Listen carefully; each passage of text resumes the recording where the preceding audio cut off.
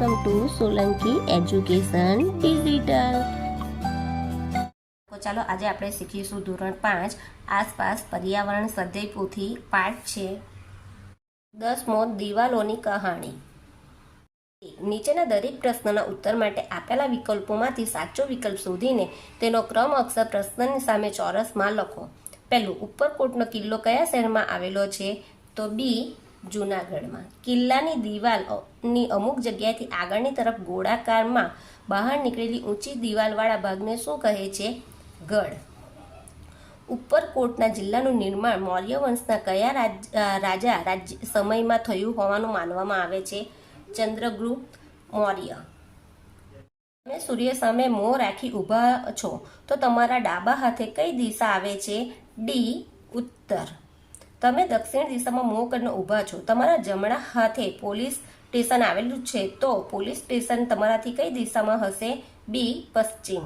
પ્રાચીન સમયમાં રાજાઓમાં કયા પ્રાણીઓનો ઉપયોગ કરતા હતા? તો એ, ઘોડા ને હાથી। ઉપરકોટના કિલ્લા પર કયા રાજાએ ચઢાઈ કરી હતી? બી, સિદ્ધરાજ જયસિંહ। ફરસી, છીણી અને હથોડીનો ઉપયોગ કયા કાર્યમાં થતો હતો? બી, કોતરણી કામ કરવામાં। 2. યોગ્ય શબ્દ વડે નીચેના દરેક વિધાનમાં ખાલી જગ્યા પૂરો। પહેલું, જૂનાગઢમાં ઉપરકોટનો ખૂબ જ જૂનો કિલ્લો આવેલો છે। ઉપરકોટના કિલ્લાના મુખ્ય પ્રવેશદ્વારની નજીકમાં લશ્કરી વાવ આવેલી છે। તમારું મોં ઉત્તર દિશામાં હોય તો તમારા ડાબા હાથે પશ્ચિમ દિશા આવે। કિલ્લાની સુરક્ષા માટે દિવાલની બહારની બાજુ ખીણ બનાવી તેમાં પાણી ભરવામાં આવતું। ઉપરકોટના કિલ્લામાં આવેલો નવગણ કૂવો જાણીતો છે। ઉપરકોટમાં આવેલી નીલમ અને માણેક ટોપ સુલતાન પોર્ટુગીઝો વચ્ચેની યુદ્ધની યાદ અપાવે છે। ઉપરકોટના કિલ્લામાં રહેતા લોકો જરૂરિયાતનું પાણી અડીકડી વાવમાંથી મેળવતા હતા। પહેલાના સમયમાં રાજાઓ હાથી પર અંબાડીમાં બેસીને શોભાયાત્રા કાઢતા। નીચેના વિધાનોમાં સાચા વિધાનો સામે ખરું અને ખોટા વિધાનો સામે ખોટાની નિશાની કરો। પહેલું, રાણક દેવીનો મહેલ જોધપુરના કિલ્લામાં આવેલો છે। ખોટું। ઉપરકોટના કિલ્લાની દિવાલો પહોળી અને મોટી છે। ખરું। કિલ્લામાં દરવાજાની સુરક્ષા માટે દરવાજા પર અણીદાર ભાલા લગાવવામાં આવતા હતા। ખરું। કિલ્લાની દિવાલો કરતાં ગઢ નીચા બનાવવામાં આવતા। ખોટું। નકશામાં દિશાઓની જાણકારી માટે ઉત્તર દિશા દર્શાવતો સંકેત આપવામાં આવે છે। ખરું। ઉપરકોટના કિલ્લામાં જામા મસ્જિદ ન હતી। ખોટું। ઉપરકોટના કિલ્લામાં રાણી વાવ આવેલી છે। ખોટું। પ્રશ્ન 4, બંધ બેસતા જોડકા રચો। ઉત્તર ખાનામાં વિભાગ બ નો ક્રમાંક લખો। વિભાગ અ, વિભાગ બ ને ઉત્તર। નીલમ માણેક તો 4 નંબર આવશે ટોપ। અડીકડી ત્રીજા નંબર પર આવશે વાવ। નવગણ તો 5મા નંબર પર આવશે કૂવો। ઉપરકોટ તો પહેલા નંબર પર આવશે કિલ્લો। નીચેના પ્રશ્નોનો ઉત્તર 1-2 વાક્યમાં લખો। ગઢ એટલે શું? કિલ્લાની બહાર દિવાલમાં અમુક જગ્યાએથી આગળની તરફ બહાર નીકળેલી ઊંચી ગોળાકાર દિવાલ હોય છે। કિલ્લાના આ ભાગને ગઢ કહે છે। કિલ્લાના દિવાલમાં ગઢ શા માટે બનાવવામાં આવ્યા હશે? ગઢ પરથી કિલ્લાની બહારનું દૂર સુધીનું દ્રશ્ય જોઈ શકાતું હોવાથી કિલ્લાની સુરક્ષા કરી શકાય છે। આ માટે કિલ્લાની દિવાલમાં ગઢ બનાવવામાં આવ્યા હોય છે। નીલમ ટોપ કેવી રીતે ઉપરકોટના કિલ્લામાં આવી હતી? દીવના લૂંટમાંથી મળેલી નીલમ ટોપને સુલતાન બહાદુર શાહના હુકુમથી મલેક ઇયાઝ ઉપરકોટમાં લાવ્યા હતા। ઉપરકોટમાં આવેલા બૌદ્ધ ગુફામાં કોણ રહેતું હતું? ઉપરકોટમાં આવેલી બૌદ્ધ ગુફાઓમાં બૌદ્ધ સાધુઓ રહેતા હતા। છઠ્ઠું, જૂનાગઢના સંગ્રહાલયમાં બાળકો શું જોયું? જૂનાગઢના સંગ્રહાલયમાં બાળકોએ ઘડા, વાસણો, આભૂષણો, ઝવેરાત, તલવારો, હાથી પર મૂકવાની અંબાડી, ડોલી વગેરે વસ્તુઓ જોઈ। આ પ્રકરણનું નામ દિવાલોની કહાણી કેમ રાખવામાં આવ્યું છે? આ પ્રકરણમાં ઐતિહાસિક કિલ્લાઓ વિશેની વાર્તા વર્ણવવામાં આવી છે, તેથી આ પ્રકરણનું નામ દિવાલોની કહાણી રાખવામાં આવ્યું છે। 6, નીચેના પ્રશ્નોના ઉત્તર લખો। પહેલું, ઉપરકોટના કિલ્લાના દરવાજાની શી વિશેષતા હતી? ઉપરકોટના કિલ્લાનો દરવાજો લાંબો, પહોળો, ખૂબ જ વજનદાર અને વિશાળ હતો। દરવાજાની સુરક્ષા માટે તેના પર લોખંડના અણીદાર ભાલા લગાવવામાં આવ્યા હતા। દરવાજોને ખોલવા કે બંધ કરવા ઘણા માણસોની જરૂર પડતી હતી। ઉપરકોટના કિલ્લાની દિવાલો કેવી હતી? ઉપરકોટના કિલ્લાની દિવાલો ઊંચી અને જાડી હતી. તેમાં અમુક જગ્યાએ દિવાલ ગોળાકારમાં બહાર નીકળેલી હતી. તેને ગઢ કહેવામાં આવતા હતા. ગઢની દિવાલ કિલ્લાની દિવાલથી પણ ઊંચી હતી. ગઢની પાછળ છુપાઈને કાણામાંથી જોઈ હુમલો કરવાથી સૈનિકોને શું મદદ મળતી હશે? ગઢની પાછળ છુપાઈને કાણામાંથી જોઈને હુમલો કરવાથી સૈનિકોને દિવાલનું રક્ષણ મળે છે. વળી ગઢમાંના સૈનિકો કિલ્લાની બહાર રહેલા દુશ્મનોને જોઈ શકતા હોવાથી તેમને નિશાન બનાવી શકે છે.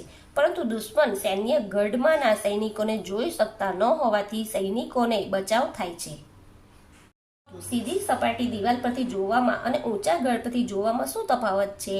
સીધી સપાટ દિવાલ પરથી જોવામાં સામેનું એક જ બાજુનું દ્રશ્ય જોઈ શકાય છે, જ્યારે ઊંચા ગઢ પરથી જોવાથી જુદી જુદી દિશાઓમાંની દૂરની વસ્તુઓ પણ જોઈ શકાય છે. આ મુખ્ય તફાવત છે. વીજળીની મદદથી કૂવાનું પાણી કેવી રીતે ખેંચાય છે? વીજળી વિના પાણી કેવી રીતે ખેંચી શકાય છે? વીજળીની મદદથી મોટર દ્વારા કૂવાનું પાણી નીચેથી ઉપર તરફ ખેંચાય છે. વીજળી વિના હેન્ડપંપ દ્વારા પાણી જમીનમાંથી બહાર ખેંચી શકાય છે. પાણી ભૂગર્ભમાં ઊંચી જગ્યાએ સુધી કેવી રીતે ખેંચાય છે તે જણાવો. ભૂગર્ભમાં એકઠું થયેલું પાણી કૂવામાં કે વાવમાં આવે છે. કૂવામાંથી પાણી ઘડા દ્વારા હાથ વડે ખેંચીને અથવા તો કોસ કે રેંટ દ્વારા ઉપર લાવવામાં આવે છે. વાવમાંથી પાણી ડોલમાં ભરીને પગથિયા ચડી ઉપર લાવવામાં આવે છે. 7. બાળકોએ ઉપરકોટના કિલ્લામાં શું શું જોયું? બાળકોએ ઉપરકોટના કિલ્લામાં નીલમ અને માણેક ટોપ, અડીકડીની વાવ, નવગણ કૂવો, રાણકદેવી મહેલ, અનાજના કોઠા, દરગાહ, ધક્કાબારી, પાણીના કુંડ, કરતાળ ટોપ, બૌદ્ધ ગુફાઓ, નૂરી શાહનો મકબરો, જામા મસ્જિદ, લશ્કરી વાવ વગેરે જોયા. પહેલાના સમયમાં સમ્રાટો અને રાજાઓ યુદ્ધ કેમ કરતા હતા? નાના રાજ્યને પોતાના રાજ્યનો હિસ્સો બનાવવા, મૈત્રી નિભાવવા, બીજા રાજાને મદદ કરવા, બે રાજ્યના પરિવારો વચ્ચે લગ્ન સંબંધો બાંધવા, પોતાના રાજ્યનો વિસ્તાર વધારવા વગેરે માટે સમ્રાટો અને રાજાઓ યુદ્ધ કરતા હતા. તાંબામાંથી, પિત્તળમાંથી અને કાંસામાંથી બનેલી ત્રણ વસ્તુઓના નામ આપો. ભગવાનની પૂજા માટેનો લોટો, તરભાણી, ચમચી, પ્યાલી વગેરે લાલ રંગની વસ્તુઓ તાંબામાંથી બને છે. લોટો, થાળી, વાડકી, પ્યાલા, દીવીઓ, તપેલીઓ પીળા રંગની વસ્તુઓ પિત્તળમાંથી બને છે. અને મૂર્તિ, વાટકી, થાળી, દીવા, જીત બદલ મેળવેલ મેડલ વગેરે આછા પીળા રંગની વસ્તુઓ કાંસામાંથી બને છે. સંગ્રહાલયમાં રાખેલી વસ્તુઓ દ્વારા આપણે શું જાણી શકીએ છીએ? સંગ્રહાલયમાં રાખેલી વસ્તુઓ દ્વારા આપણને તે સમયના લોકોની રહેણી કહેણી, પહેરવેશ, ખોરાક, તેઓ શું ઉપયોગમાં લેતા હતા અને તેઓ કેવી રીતે વસ્તુઓ બનાવતા હતા વગેરે બાબતો જાણી શકીએ છીએ. 7. નીચેના પ્રશ્નોના માંગ્યા મુજબ ઉત્તર લખો. રાજાઓ કિલ્લા શા માટે બાંધતા હતા? તેમાં શી વ્યવસ્થા હતી? રાજાઓ પોતાની સૈન્યની અને નગરજનોની સુરક્ષા માટે કિલ્લા બાંધતા હતા. કિલ્લામાં શસ્ત્ર સરંજામ, ટોપો, અનાજના કોઠાર, પાણીની વ્યવસ્થા, રાજા રાણીઓને રહેવા માટે મહેલ, ધાર્મિક સ્થાનો, થિયેટર, સૈન્ય અને નગરજનોને રહેવા માટેના રહેઠાણ, બહારના હુમલા પર નજર રાખવા ગઢની રચના તેમજ જરૂર પડે કિલ્લાની બહાર નીકળી જવા માટે ગુપ્ત ભોયરાની વ્યવસ્થા પણ કરેલી હતી. 2. ટૂંક નોંધ લખો. અડીકડી વાવ. અડીકડી વાવ ઉપરકોટ કિલ્લામાં આવેલી છે. આ વાવ 15મી સદીમાં બનાવવામાં આવેલી છે. આ વાવ એક જ પથ્થરમાંથી બનાવવામાં આવેલી છે. આ વાવ પૂર્વ પશ્ચિમ 310 ફૂટ લાંબી અને ઉત્તર દક્ષિણ 10.5 ફૂટની છે. તેનો કાંઠો ઘણો જ ઊંડો અને વિશાળ છે. આ કુલ 166 પગથિયા છે. તે સમયે કિલ્લામાં રહેતા લોકો આ વાવમાંથી પોતાની જરૂરિયાત મુજબનું પાણી મેળવતા હતા. 3. ટૂંક નોંધ લખો. નવગણ કૂવો. નવગણ કૂવો ઉપરકોટ કિલ્લામાં આવેલો છે. આ કૂવો ચુડસમા વંશના નવગણ રાજ્યના સમયમાં બનેલો છે. મધ્યમાં કૂવો છે અને કૂવાની ફરતે સીડી છે. આ સીડી પર સૂર્યપ્રકાશ અને હવા શકે તે માટે અમુક અંતરે મોટા પ્રમાણની જાળી વિનાની ખુલ્લી બારીઓ મૂકેલ છે. આ કૂવો 171 ફૂટ ઊંડો છે. પાણી સુધી પહોંચવા માટે કૂવાની ફરતી સીડીમાં કુલ 204 પગથિયા કોતરવામાં આવેલા છે. પ્રવૃત્તિઓ. પહેલું, શિવાંશ ઉગતા સૂર્યની સામે મોં રાખી ઊભો છે. સૂર્ય ઉગે તે પૂર્વ દિશા કહેવાય છે. નીચેના ચિત્રમાં પૂર્વ સિવાયની બાકીની દિશાઓ લખો. તો આ પહેલી દિશા કઈ આવશે? ઉત્તર. તેની સામેની દિશા આવશે દક્ષિણ. પછી પૂર્વ છે, તેની સામેની દિશા આવશે પશ્ચિમ દિશા. બીજું, તમારા ઘરમાં તાંબા, પિત્તળના ઘડા અથવા વાસણ હોય તેમાંનો કોઈ પણ બે ચિત્ર નીચે દોરો.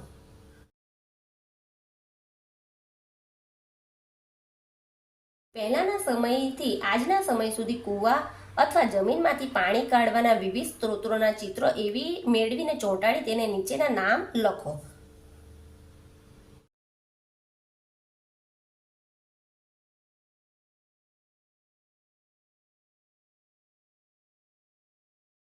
નીચેના ચોરસમાં તાજમહેલનું અને સીદી સૈયદની જાળીનું ચિત્ર મેળવી ચોંટાડો અને નીચે નામ લખો.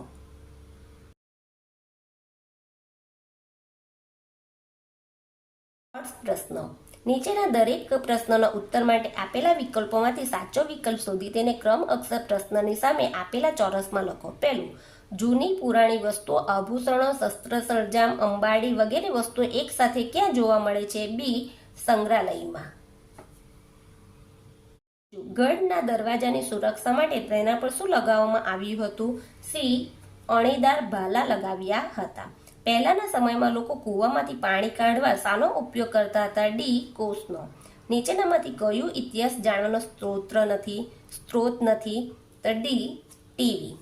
જો તમને આ વિડીયો ગમે તો મારા વિડીયોને લાઈક કરજો, શેર કરજો, સબસ્ક્રાઈબ કરજો. Thank you.